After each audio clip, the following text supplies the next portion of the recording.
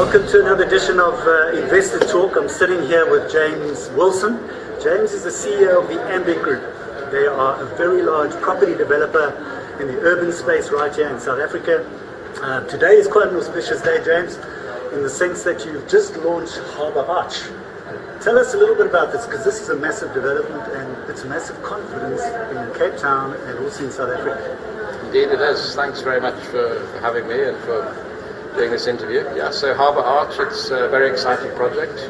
10 billion rand investment by the Ambit Group into the Cape Town CBD. And of course, you know, it's a great day for us to launch such a big project. And I think it's a great indication of our confidence in both South Africa, the broader country, and in Cape Town. Given the market where it is, it's tough times if you look at politically and that kind of stuff. And for me, that shows a long-term sort of viewpoint in terms of the company, because you have a history here in South Africa. We do. The Ambit Group's been in business here in South Africa for 28 years. We're all very proudly South African. Yes, things are tough at the moment. Politically and socially and economically, it's tough times. But and one can be tempted, I guess, to look at greener pastures. But our focus has always been on South Africa. We're confident in the long-term future of the country. We think that the current political situation we find ourselves will be a passing phase. And real estate by its nature is long-term. And we're very confident that the routes that we're putting down and the developments that we are currently involved in Harbour Arch, which we've just launched, will be a great long-term investment. And as I say, we're very confident in South Africa, and we're particularly confident in Cape Town. So what was your first major development that you started thereafter? Well, you know, there's been in a business that's been around for 28 years, there's a number of iterative phases that it goes through. But our humble beginnings were really buying single residential properties and doing renovations and then reselling them and hopefully making a small amount of money out of them.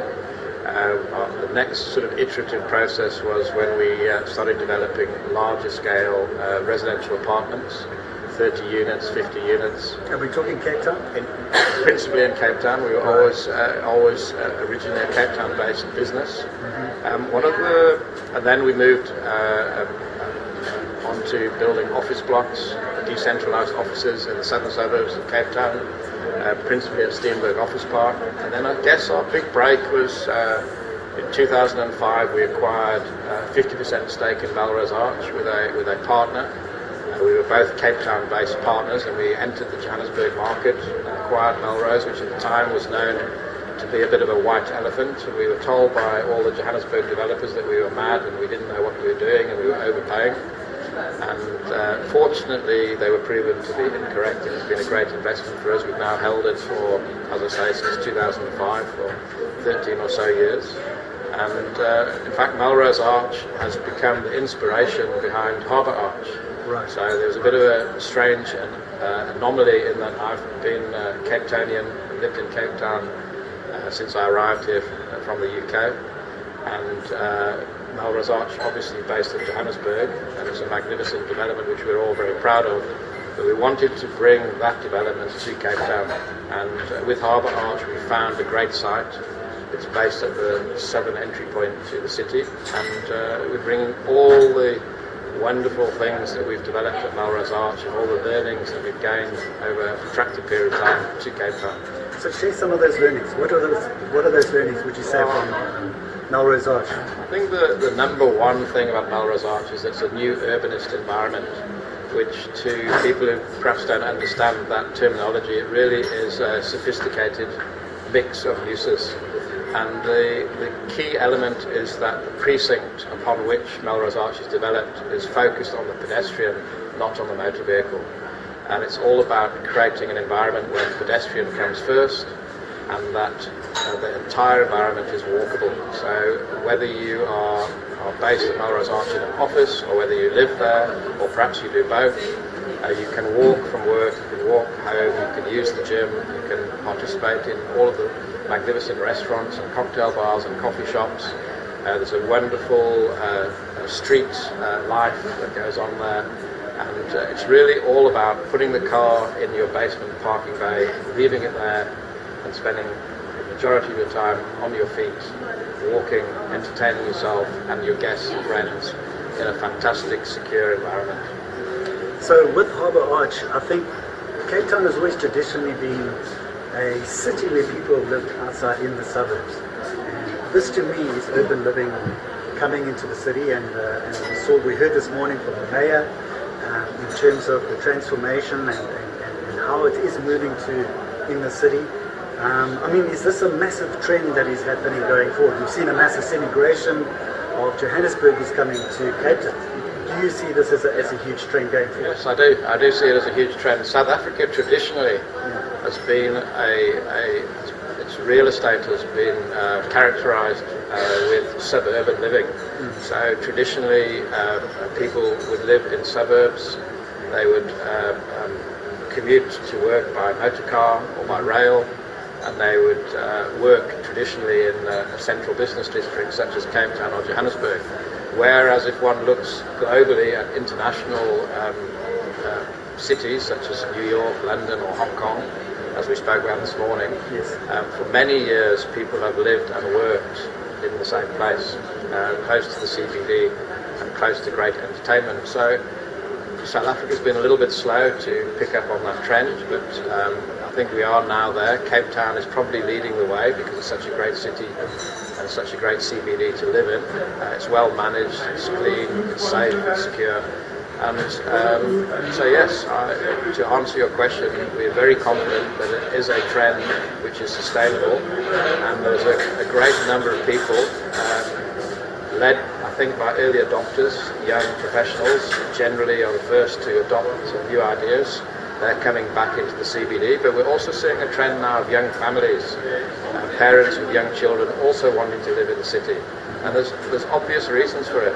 You know, why do you want to spend an hour and a half of your day or longer in the car in the morning and again in the evening, when you can be a stone's throw from where you work and simply walk back and forth to your place of residence? Absolutely. So having said that, you still also have a share in Val de Vie, big residential development, and then also in retirement villages. Maybe just unpack that and we can get back to the whole urban living type of scenario. We started a business in the retirement sector approximately 8 years ago, Evergreen Lifestyles. It's I think commonly regarded as the premium offering in the retirement market. It's national, so it has sites throughout South Africa. A month or so ago, we were delighted to bring the PSG Group on board as a 50% partner with us, and we believe there will be a great partnership that will enhance the speed of development and rollout of that retirement business. We currently have approximately 3,000 homes in planning or under construction, and we expect to have those completed within the next 3 years or so. And our target over the next 10 years is to have a portfolio of 10,000 retirement homes. You also mentioned Val de Vie and Pearl Valley in Franschhoek. We have a 30% shareholding in those two magnificent residential estates. Val de Vie obviously characterised by its polo estate and equestrian living, alongside its neighbour Pearl Valley with a magnificent Jack Nicklaus signature golf course. Val de Vie and Pearl Valley have collectively won the accolades for the best residential estate in South Africa 2 years running, and we expect them to continue to win that accolade for such a magnificent facility. We expect upon completion within the next 5 or 6 years to have somewhere in the region of 2,500 to 3,000 homes, alongside 2 hotels, 2 schools. So it really is a magnificent place for families to live. So I think, James, after that sort of description of all your different developments, you would say that you actually have got a slice in all the prize assets. This morning, they touched on affordable housing, and there was a discussion, and you mentioned that there is a bit of a give and take in terms of affordable housing for the Harbour Arch development. Just unpack a little bit about what's the thinking there, because I think it's good to have properties in the middle to upper incomes. How do we look after the affordable housing sector? It's a very good question, and of course in a developing country like South Africa, one has to be mindful of providing for the needs of people who are struggling to find good quality accommodation. Despite the fact that the Amdec Group is proudly involved in such wonderful brands as Melrose Arch and Harbour Arch and Pearl Valley and Val de Vie, which are unashamedly aimed at a more affluent market, we have had quite a lot of success in developing and letting affordable properties in the past. We have been responsible for building a wonderful development in New Dawnfontein in Johannesburg, where we put up 1,500 affordable apartments over a 2-year period, and then we let those properties out at very affordable prices for people who came from a previously disadvantaged background and who did not have access to good housing stock. We've subsequently sold that portfolio of properties to a listed fund, but we're always on the lookout for more opportunities to participate in the affordable housing market, and as and when those opportunities present themselves, we certainly will get involved and produce, as we have done in the past, affordable properties. James, just share a little bit more about the Harbour Arch, because I think, how many apartments are we talking about? Because I think a big concern in the Western Cape, we've got a massive migration of people coming up from up north. Problem is, where do we get the jobs? And I know there's a big number in terms of your development that you're going to be employing for this particular. Do you want to share a little bit about the number of people you're employing, the opportunities for them? Yeah, sure. So Harbour Arch itself, in the first tower alone, which is a 1.5 billion rand investment of the total of 10 billion rand, Harbour Arch will employ, over the 3-year period that the first tower is under construction, employ a minimum of 2,500 construction workers who will be on site on a daily basis. And that's fantastic for Cape Town, because obviously one wants to create jobs and opportunities for people, particularly for unemployed people.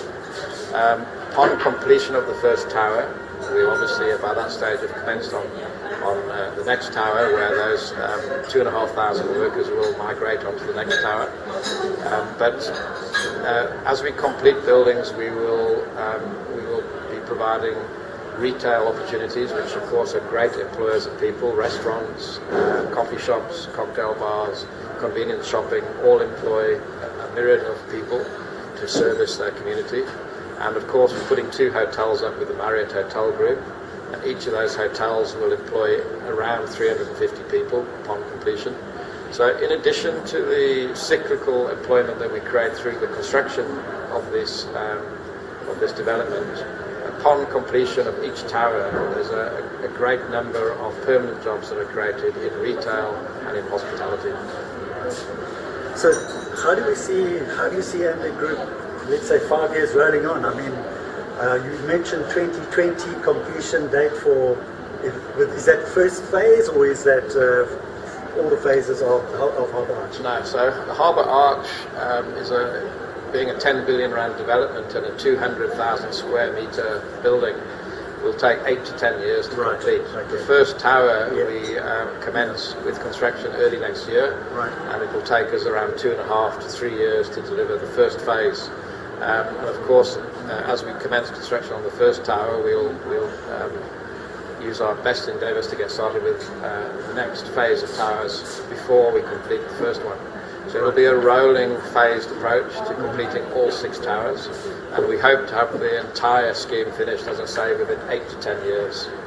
Great. In closing, James, I think it's a massive investment into South Africa, into Cape Town, into Amdec.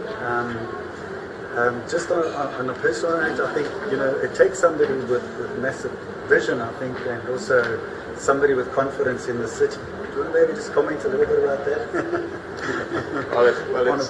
I think it's more than a question. It seems to be a bit of a compliment as well. But of course, we love the city. I've lived in the city for over 30 years. It's a magnificent place to live. I'm fortunate that I'm able to travel internationally and see lots of other magnificent cities. But I'm always delighted to land at Cape Town International Airport and be back here in Cape Town, which is my home. I'm delighted that with my colleague Nick Stopforth, the Managing Director of Amdec Property Developments, that we're able to bring Harbour Arch to Cape Town As I said earlier, it encapsulates everything great about Melrose Arch in Johannesburg. And as a proud Cape Townian, I'm delighted that we're bringing that to Cape Town. And I hope that Cape Townians will enjoy the experience that we bring here. I think they will. And I think it just speaks to a massive level of confidence in Cape Town and, frankly, in the broader South Africa. The Amdek Group are very proud South African company, and we are very proud of our investments in Cape Town and in the broader South Africa.